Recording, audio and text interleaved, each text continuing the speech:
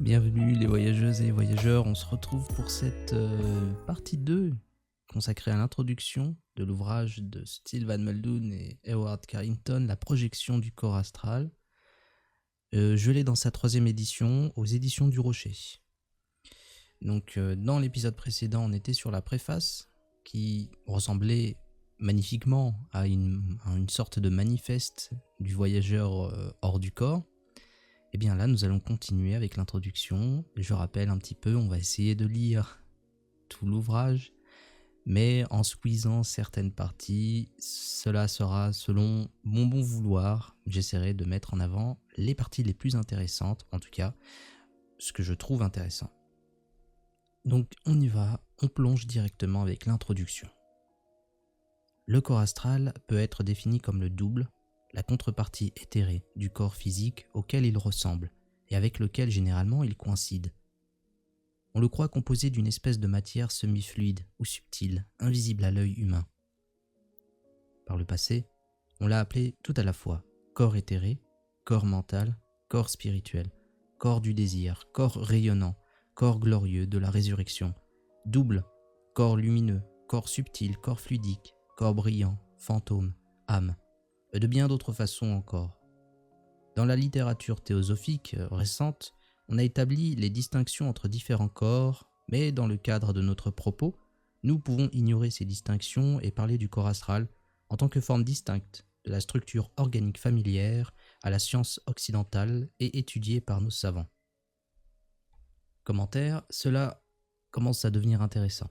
Il dit bien que on s'interroge seulement sur ce qui nous fait déplacer hors de notre corps, et par là même, il va venir balayer d'un revers, du moins pour l'instant, tout ce qui est corps mental, corps bouddhique, atmique, etc., dans le sens où c'est pas ce qu'il a expérimenté, donc pourquoi il viendrait en parler?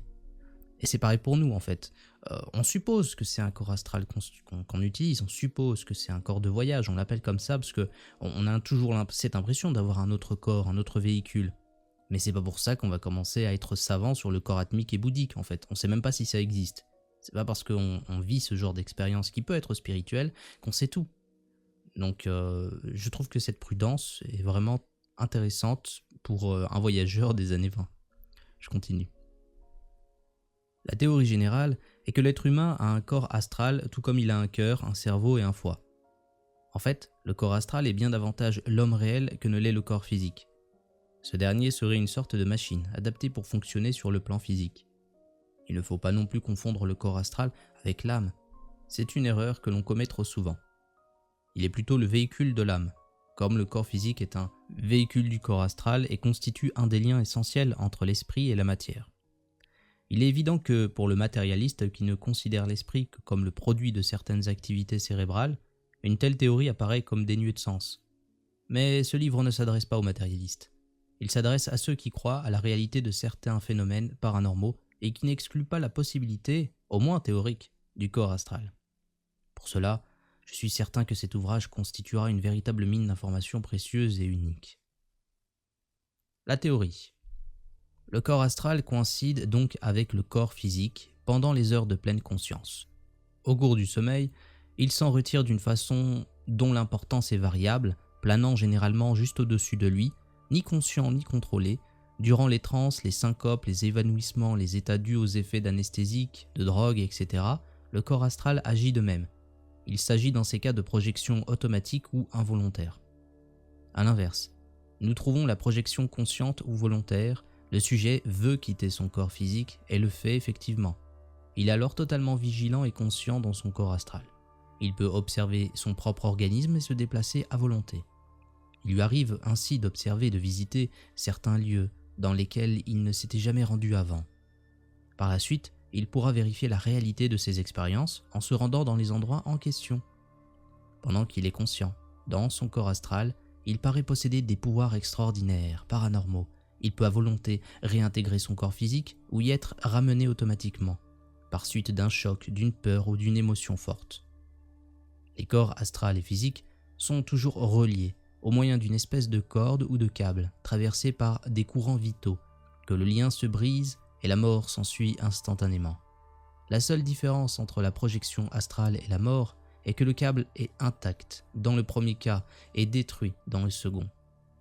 Ce lien, le lien d'argent, auquel il est fait allusion dans l'Ecclésiaste, est élastique et capable d'une grande extension. Il constitue le lien essentiel entre les deux corps. Ce qui précède n'est qu'un bref aperçu général de la théorie et des enseignements ayant trait au corps astral et à sa projection.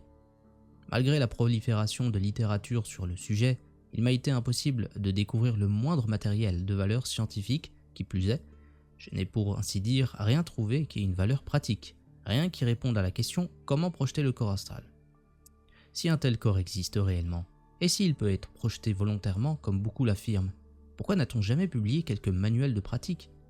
C'est très bien d'insister sur les dangers liés à une telle façon d'agir. Toute personne sensible et sensée peut les envisager et n'en désirer pas moins pouvoir tenter elle-même l'expérience. Néanmoins, il est pratiquement impossible d'obtenir la moindre information précise et concrète de ceux qui prétendent pouvoir se projeter, à volonté. Et je suis persuadé que tous les chercheurs de l'occulte partageront mon avis là-dessus. Pourquoi doit-il en être ainsi ? En ce qui me concerne, je partage entièrement l'avis de M. Muldoon, qui attribue cet état de fait non au danger théorique, mais à l'ignorance des prétendus maîtres. Ils savent que la projection astrale existe, ils peuvent même en avoir vécu, mais ils ne savent pas comment elle se produit et partant ne peuvent l'expliquer aux autres. La grande valeur de ce livre réside dans le fait qu'une information est pour la première fois communiquée, et je suis persuadé que nous possédons ici un document de la plus haute valeur que les chercheurs attendent depuis des années, et qu'il aurait très bien pu ne jamais recevoir sans un concours fortuit des circonstances. Je commente. Par rapport à ce qui est dit, par rapport à l'ignorance, il est vrai que lorsqu'on vit ce genre de phénomène, on n'a pas la science infuse du phénomène. On peut l'avoir vécu une fois, deux fois, trois fois, même 5 fois. Au bout de 5 fois, n'empêche, on remarque quelque chose, on remarque quelques protocoles qui se mettent en place, quelques mécanismes sous-jacents à la sortie du corps, pendant et avant et après bien sûr. Mais ça me rappelle aussi, parce qu'à l'époque ça devait être assez difficile, c'était quand même assez ésotérique, c'était surtout des magiciens qui en parlaient, et ils en parlaient quoi dans un chapitre consacré à la magie, ils en parlaient 2-3 pages, et puis c'est tout. Ça restait très mystérieux. Soit qu'ils voulaient pas enseigner, soit qu'ils avaient aucune connaissance vraiment pratique par rapport à ça, quoi. Et ils y arrivaient parce que ils pensaient que c'était magique. Donc c'était un petit peu comme l'hypnose en fait. L'hypnose c'est magique, c'est des passes magnétiques et puis voilà. Alors que maintenant qu'on a bien étudié comment fonctionne, comment procède l'hypnose, comment le cerveau est impacté par l'hypnose, on arrive mieux à comprendre le phénomène. Je pense qu'on est dans un phénomène similaire, mais beaucoup plus opaque. Déjà que le rêve et le rêve lucide, ça reste opaque pour nous. Alors la sortie hors du corps, ça l'est encore plus. Néanmoins, moi je suis assez d'accord, c'est-à-dire qu'il y a encore maintenant, c'est-à-dire en 2023, des gens qui n'ont pas forcément une connaissance ou une volonté de connaître ou d'analyser le phénomène, qui sont souvent très jeunes et qui partagent ça sur TikTok, qui vont brailler en fait tout simplement tout ce qui est dit ailleurs, et qui vont pas faire un travail de recherche. Parce que s'ils faisaient un minimum de travail de recherche et qui tombaient sur des travaux de Muldoon ou sur les travaux de Robert Monroe, de William Bellman, de Mark Coburn, de Feu Akena, de Valdo Vieira, Luis Minero, Nancy Trivaletto, Wagner Allegretti, mais aussi Robert Peterson. Bref, sur le plan de la sortie du corps, on a tellement de chercheurs, d'expérienceurs, de scientifiques dans cette espèce de microcosme que ça vaut la peine de regarder ce qui est fait, même si on n'est pas forcément d'accord avec tout. En général, on ne sera pas d'accord à 100%, et les points de divergence seront toujours des détails. Est-ce que c'est vraiment important ? Peut-être, mais des fois, il y a cette signature qui fait l'individualité. Et sur ça qu'on n'est pas forcément toujours d'accord, mais c'est vraiment pas important. Pour l'instant en tout cas. Je vais continuer avec les expériences de Monsieur Olivier Fox, parce que nous avons en fait un développement de Carrington sur la sortie du corps qui est plutôt assez long, c'est une introduction, et je voudrais qu'on passe assez vite sur les expériences de Monsieur Sylvain Muldoon. Donc, le seul rapport détaillé scientifique et de première main sur des séries de projections astrales conscientes et contrôlées volontairement que j'ai jamais trouvé est celui de Monsieur Olivier Fox, publié dans Occult Review 1920, pages 256 à 264. Les articles intitulés respectivement Le passage pinéal et Par-delà la porte pinéale, relatant les expériences personnelles de l'auteur. Je vais essayer de les résumer brièvement, tout en citant intégralement certains passages importants. Monsieur Fox commence très logiquement par présenter au lecteur les deux théories susceptibles d'expliquer ces expériences, à savoir A. Des rêves particulièrement vivants et B. Des projections véritables. Laquelle de ces deux théories est la bonne? Monsieur Fox admet qu'il est extrêmement difficile de prouver la seconde de manière objective et croit donc plus sage de se limiter à une description de ses propres expériences et à un aperçu de ses techniques personnelles de projection, avec l'espoir qu'en les appliquant, d'autres que lui arriveront à des résultats similaires, se prouvant à eux-mêmes de cette façon la réalité de la projection astrale. Le premier pas, dit M. Fox, consiste à acquérir un certain contrôle de ses rêves. Il ne s'agit pas toutefois du même contrôle des rêves que celui auquel il est fait allusion dans le premier ouvrage. Il consiste à obtenir en cherchant à découvrir certains anachronismes ou anomalies. La conscience que l'on rêve, je cite M. Fox. Il y a 18 ans, alors que je poursuivais des études techniques, un rêve m'a poussé à commencer mes recherches. Je rêvais simplement que je me tenais sur le seuil de ma maison. En baissant les yeux, je découvris que les pavés avaient mystérieusement changé de position. Ils étaient maintenant disposés de manière parallèle à la maison et non plus perpendiculairement. L'explication de cette anomalie me sauta aux yeux. Bien que cette merveilleuse matinée d'été me parût réelle à souhait, je rêvais. Immédiatement, l'éclat de la vie s'accrut énormément. Jamais la mer, le ciel, les arbres n'avaient resplendi d'une telle beauté. Même les maisons banales paraissaient comme vivantes et mystiquement belles. Jamais je m'étais senti aussi bien. L'esprit aussi clair et si divinement puissant. La sensation de bien-être dépassait l'entendement, mais elle ne dura qu'un instant et je m'éveillai. Comme je devais l'apprendre par la suite, mon contrôle mental avait été dépassé par mes émotions. Alors ce corps ennuyeux affirma sa puissance et me ramena. Maintenant, une merveilleuse idée ne lâchait plus mon esprit. Était-il possible de retrouver à volonté le bien-être du rêve? Pourrais-je prolonger mes rêves? J'ai souligné, en cherchant à découvrir. Cela paraît simple, mais dans la pratique, cela s'avère une des choses les plus compliquées qui soient. Des centaines de fois, je suis passé à côté d'anomalies avant d'en remarquer une qui m'a mené à réaliser que je rêvais, et toujours cette connaissance engendrait le même changement dont je viens de parler. Je découvris que j'étais alors capable de réaliser certains petits tours à volonté, tels que léviter, passer au travers de murs apparemment solides, donner de nouvelles formes à la matière, etc.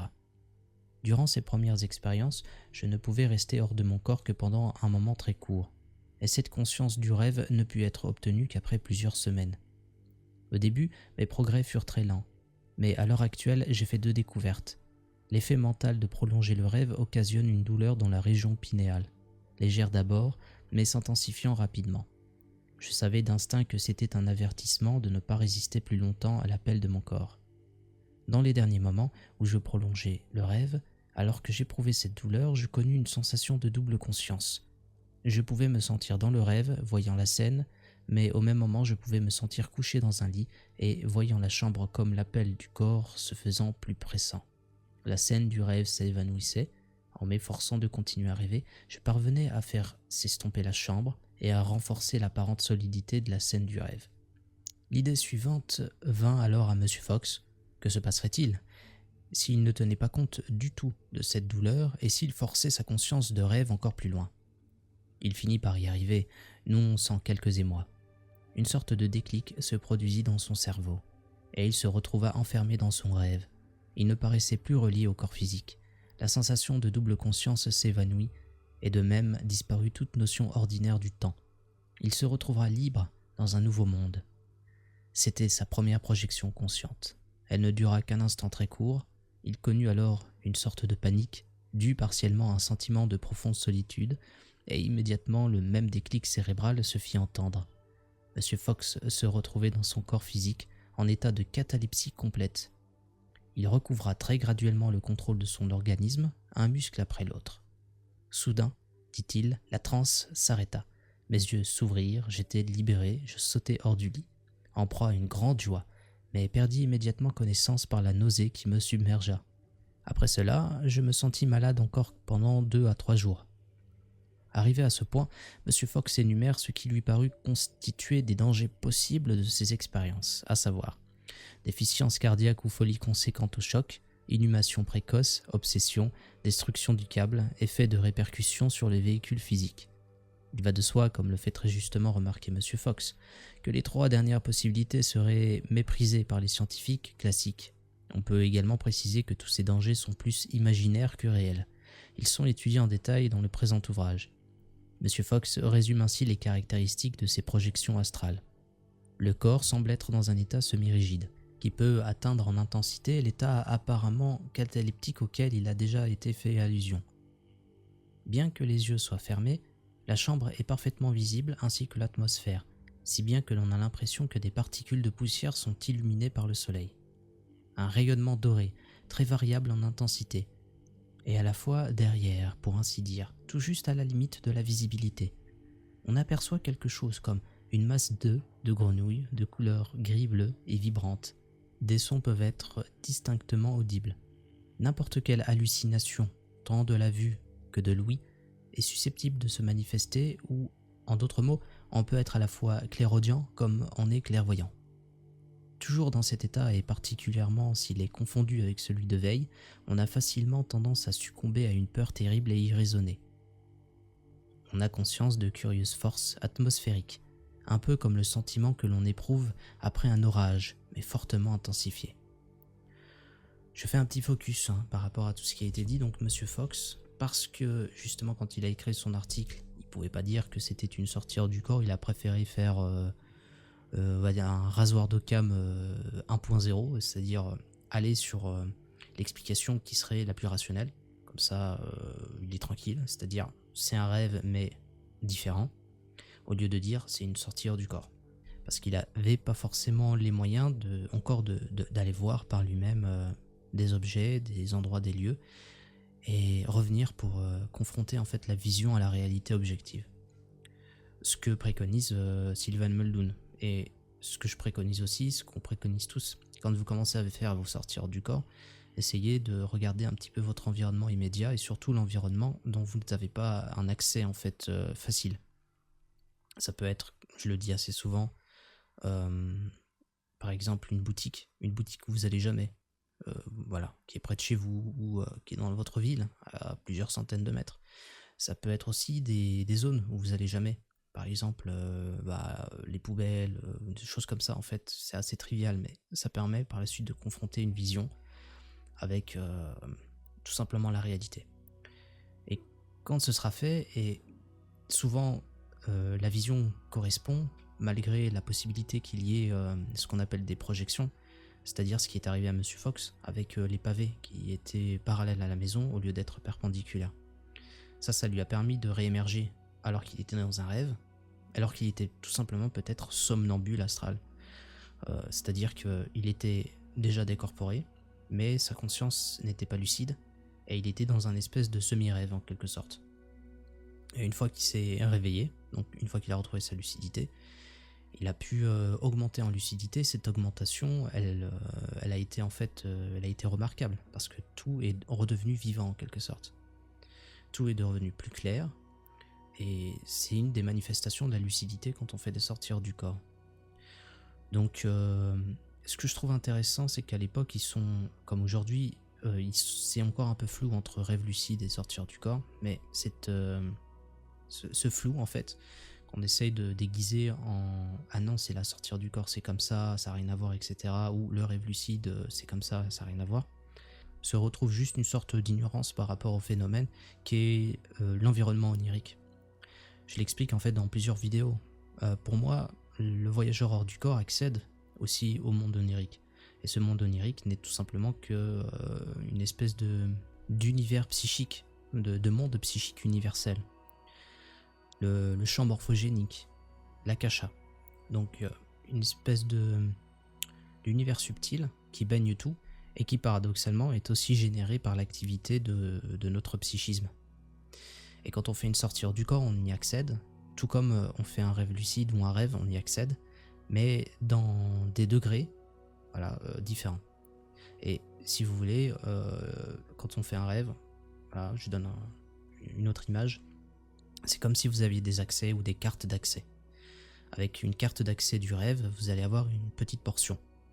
Avec le rêve lucide, vous allez avoir une autre carte d'accès qui va vous donner plus de possibilités. Et avec la sortie du corps, vous allez avoir une carte d'accès beaucoup plus grande qui va vous permettre de transcender un petit peu cet état de juste rêveur ou de rêveur lucide. Et on peut avoir des expériences qui vont au-delà de la sortie du corps et qui, eux, tendent à dépasser même le cadre de notre univers. Voilà, ça peut arriver, c'est déjà arrivé à des voyageurs comme Robert Monroe ou bien William Bullman, qui accèdent là à des royaumes, à des plans de conscience qui ont absolument rien à voir avec ce qu'on connaît là. Vous avez noté aussi quand il parle de catalepsie, donc on dirait que c'est quelque chose qui revient quand même assez souvent, le fait que notre corps semble se rigidifier. Il est aussi important de noter que quand il était en mode rêve lucide, il voyait quand même son environnement, sa chambre, mais aussi qu'il avait une double conscience. Donc il avait conscience de son corps physique et de son double quand il était en train de rêver. Comme en rêve lucide, quand on fait un rêve lucide, voilà, il y a les muscles des mains et il y a les muscles des yeux qui sont encore actifs. Alors là, il y a eu des études qui ont été faites avec Tart, etc., qui tendent à démontrer que, ou il y a des indices en tout cas, que quand on fait une sortie du corps, on est complètement en catalepsie, quoi. Il n'y a rien qui bouge.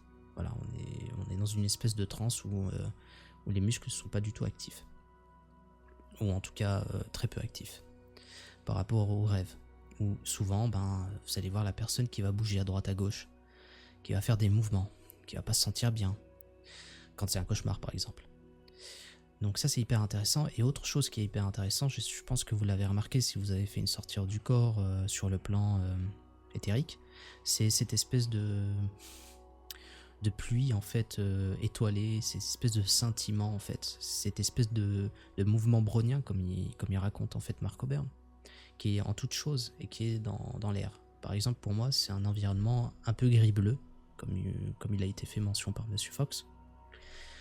Et chaque objet en fait c'est comme si il y avait je vois en fait des choses qui bougent à l'intérieur, quoi, des petites billes qui bougent, mais c'est assez subtil, ou des grains, comme des espèces de grains, ou comme si j'avais un filtre de grains en fait sur ma vision, quoi.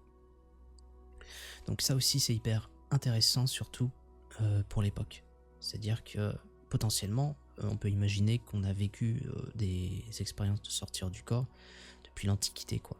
Et ça m'étonnerait pas qu'on ait mis sur papier ou papyrus, argile ou ce que vous voulez, ces expériences-là qu'on a mystifiées et qu'on a enrobées en fait dans des doctrines. À juste titre, si ça peut mener à une plus grande conscience, hein. Je dis pas que c'est pas bien. Mais ce que je veux dire par là, c'est que c'est complètement normal du coup. Et que ce sont des états de conscience qui sont complètement normaux, tout simplement. On peut pas dire modifiés. Parce que justement, ce qu'on essaie de vous faire comprendre avec cette chaîne Voyageurs de la Conscience, c'est que nous, en tant que conscience, on a accès à ces différents états. Et que l'état que vous vivez actuellement, en écoutant ce podcast, c'est un état parmi d'autres. Et c'est pas le meilleur. Et c'est pas le plus faible non plus. Mais c'est pas le meilleur et c'est pas ça qui vous fait expérimenter la réalité dans sa globalité. Loin de là. Je continue. Arrivé à ce stade de ses recherches, Monsieur Fox n'a jamais réussi une véritable projection sans interruption de conscience. Il avait toujours le sentiment que quelqu'un ou quelque chose le retenait. C'était comme de passer à côté du gardien du seuil. Puis la solution du problème lui apparut soudain. Il me fallait forcer mon être désincarné à traverser le passage de la glande pinéale, de façon à ce que le déclic se produise derrière moi. Je le fis alors que je me trouvais dans un état de transe, simplement en me concentrant sur cette glande pinéale et en voulant m'élever à travers elle. La sensation fut la suivante. Mon être désincarné se pressa jusqu'à un point de la glande pinéale et se heurta à la porte imaginaire alors que la lumière dorée vit son intensité s'accroître de telle manière que toute la chambre parut s'enflammer. Si l'élan n'était pas suffisant pour me faire réussir la traversée, alors la sensation s'inversait. Mon être désincarné retombait et réintégrait mon corps physique. alors que la lumière astrale revenait à la normale. Souvent 2 à 3 tentatives étaient nécessaires pour me permettre d'accumuler suffisamment de puissance pour me faire passer. C'était comme si je me précipitais vers la folie et la mort. Mais une fois que la petite porte s'était refermée derrière moi, je jouissais d'une clarté mentale dépassant de loin celle de la vie terrestre, et la peur disparaissait. Quitter le corps était alors aussi simple que sortir du lit. Entre parenthèses, M. Fox, avec une admirable prudence scientifique, conseille au lecteur de ne pas prendre au pied de la lettre tout ce qu'il dit à propos de la glande pinéale, mais il assure que ce sont bien les sensations exactement ressenties, et il croit qu'en cela il ne s'écarte pas de la vérité. Fin de la parenthèse. Dans la grande majorité de ses expériences, M. Fox prétend qu'il y avait une interruption de la conscience, apparemment très bref, entre sa tentative pour passer la porte pinéale et son état de conscience total, hors du corps physique. Il finit quand même par réussir à produire plusieurs projections entièrement conscientes, dès le début. Ainsi qu'il le dit lui-même, alors ce fut l'apogée de mes recherches. Je pouvais maintenant passer de cet état de veille ordinaire à ce nouvel état de conscience, ou de la vie à la mort, et en revenir sans la moindre interruption mentale. Ceci est vite écrit, mais il me fallut 14 années pour y parvenir. M. Fox mentionne 3 méthodes différentes de déplacement dans le corps astral. La première, celle du glissement horizontal, est accomplie par un effort purement mental. Cette méthode est assez facile, mais quand l'attraction du câble se fait sentir, cela s'avère alors bien compliqué. C'est comme si on tirait une corde très solide en matière élastique. M. Fox nota également que chaque fois qu'il était ramené dans le corps, il avait la sensation qu'on le tirait en arrière. Vous verrez plus loin l'explication détaillée qu'en donne M. Muldoon. La deuxième méthode de déplacement est une espèce de lévitation, très semblable au typique rêve de vol, méthode présentée comme simple et sans danger. Dans la troisième méthode, que M. Fox appelle scrying, on a le sentiment de jaillir de soi, comme une fusée à très haute vitesse. Cette méthode est présentée comme difficile et dangereuse. Quant aux personnages rencontrés au cours de ces voyages astraux, voici ce qu'en pense M. Fox. L'absence totale d'élémental ou de tous les autres êtres terrifiants que l'on a si souvent accusés d'habiter ce plan astral, et 2. Le fait que presque toujours il est invisible pour les entités astrales, bien que sa présence puisse parfois être ressentie par elles. Ce qui, précise-t-il, est toujours déplorable, car quand tel est le cas, l'entité en est choquée et effrayée. Cet état produit un choc correspondant dans le corps astral projeté, dont le résultat est de ramener immédiatement ce dernier dans le corps physique. Encore une fois, les raisons de ces états de choses apparaîtront clairement plus loin. Pour ce qui est des scènes rencontrées, elles étaient presque toujours semblables à celles vécues sur Terre, bien que des scènes inconnues étaient monnaie courante. Peut-être même se présentaient-elles plus fréquemment. Un détail très curieux et inhabituel dans les expériences de M. Fox est qu'il ne fut jamais capable de voir son propre corps quand il était projeté, alors qu'il pouvait très clairement voir le corps de sa femme par exemple. C'est, à ma connaissance, le seul cas enregistré où ça s'est produit ainsi. Généralement, le corps physique du projecteur est la première chose vue, donc en cela l'expérience de M. Fox est quasi unique. Dans l'ensemble, toutefois, ces impressions et ces expériences sont assez typiques et concordent avec celles d'autres chercheurs en ce domaine, ainsi que nous le ferons ressortir bientôt. Le manque de place m'empêche de raconter la façon dramatique et extraordinaire dont M. Fox perdit son pouvoir, après l'avoir conquis à la suite de tant d'efforts et de persévérance, mais on peut en trouver la narration dans les articles cités précédemment. Je finis sur un commentaire par rapport au passage que je vous ai lu. C'est que M. Fox semble avoir fait des expériences dans ce que j'appelle la simulation éthérique. Simulation parce que pour moi, il s'agit d'une reconstitution de la réalité physique à partir d'informations vécues psychiquement par les gens. C'est pour ça qu'il y a des déformations et c'est pour ça qu'elle est déformable. Mais c'est aussi pour ça qu'il y a des choses qui peuvent être vérifiées dans la réalité physique.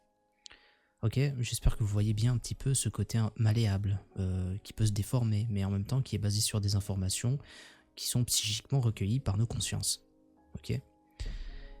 Donc lui, il est resté cantonné à ça et il n'a pas vu d'élémental ou quoi. Et c'est vrai que quand j'y pense, il est hyper rare pour moi de voir d'autres êtres qui se promènent dans notre monde psychique, dans notre réalité éthérique. C'est rare, vraiment rare. Et quand ça arrive, soit c'est des projections qui viennent de moi, c'est-à-dire des peurs, soit vraiment il y a une incursion d'une entité extra-physique dans notre réalité à nous, dans notre réalité psychique. Ça peut arriver, mais c'est rare. Et c'est pour ça que très souvent, les sorties du corps étaient plutôt calmes.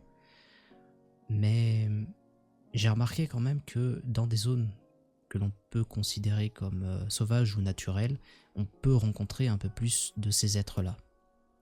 Et aussi, bien sûr, en changeant de plan de réalité. Parce que c'est ce qu'il n'a pas fait. Il n'a pas changé de plan de réalité, il ne connaissait pas la translocalisation, pour sûr. Là aussi, c'est hyper étrange pour moi d'imaginer qu'il faut mettre une pression sur la glande pinéale pour sortir.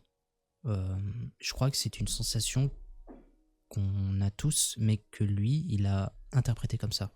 Parce que moi, quand ça m'arrive, je vois ça plutôt comme un état vibratoire. C'est-à-dire que je sens en fait quelque chose qui monte, qui augmente en fréquence et qui atteint une espèce d'apogée. Et c'est à partir de cet apogée-là qu'il y a la possibilité de se décorporer pleinement. Alors que d'autres fois, on peut très bien se rater. Et quand on atteint cet apogée-là, il y a une régression dans la fréquence vibratoire, et ça baisse, on se sent réintégré dans son corps physique, où on a les sensations du corps physique normal qui viennent, et on a raté. Mais il est vrai aussi qu'on peut recommencer 2 à 3 fois cette chose, mais que comme si on perdait de la puissance, on n'arrive pas en fait à ce point, à ce pivot qui nous permet de se décorporer. Mais que quand on l'atteint, après, il est très simple de faire appel à un mouvement. La lévitation, c'est ce que j'utilise.